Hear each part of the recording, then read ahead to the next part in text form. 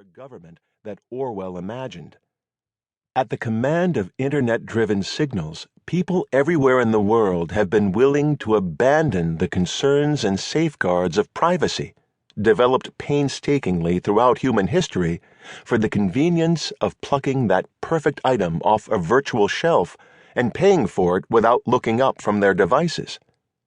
The public's willingness to voluntarily, nay, enthusiastically, sacrifice privacy is fueled by a very modern fear of being ignored in a culture where the most observed are the most valued.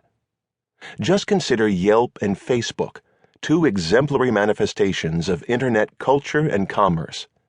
With the former, for the convenience of finding the best local diner, we surrender the most important piece of information a secret police force ever wanted to have on the population it was surveilling: one's physical location. The temptation to answer the frequently asked question, "Can we use your location?" has proved compelling. Yet from the start, along with other refined methods, tracking one's journey, actual as well as virtual, is routinely realized, achieving what oppressive governments could never even have fantasized about attaining. Combine that constant intrusion into your physical movement with the interior movement of your mind, as is revealed, again routinely and with little controversy, by more than 1 billion Facebook users. Photos of friends that can be biometrically scanned and compared with other data on them. Chats and every other confession of thoughts, doubts, and fears documented for others, including, of course, your government to read and exploit. Then further expand that database to include all of the apps and avenues of data collection, merged with the massively powerful data mining capabilities of digital surveillance, which not only encompasses activity on desktops and phones, but can also include our every movement in the home and in the outside world. Welcome to the brave new world, a wired panopticon that even Huxley couldn't have imagined. But why should we care, you ask, if the government has all this information, as Edward Snowden so courageously revealed?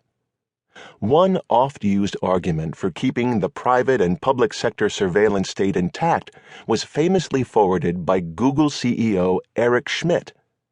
If you have something that you don't want anyone to know, maybe you shouldn't be doing it in the first place, he said to a live audience in 2009.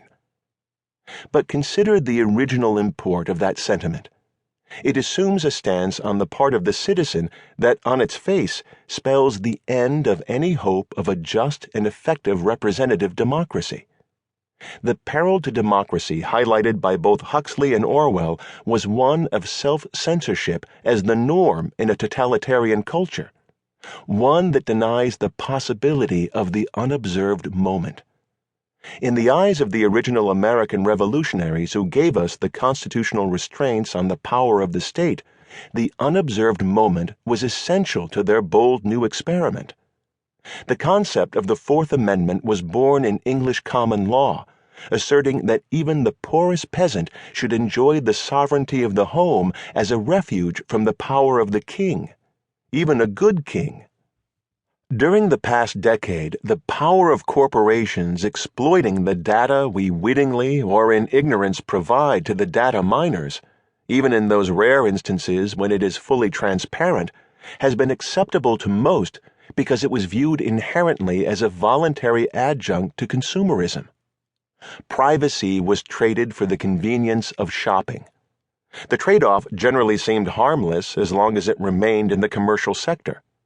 There was the presumption that the relationship with a particular search engine or social networking site could be ended whenever the intrusive reach bothered a consumer.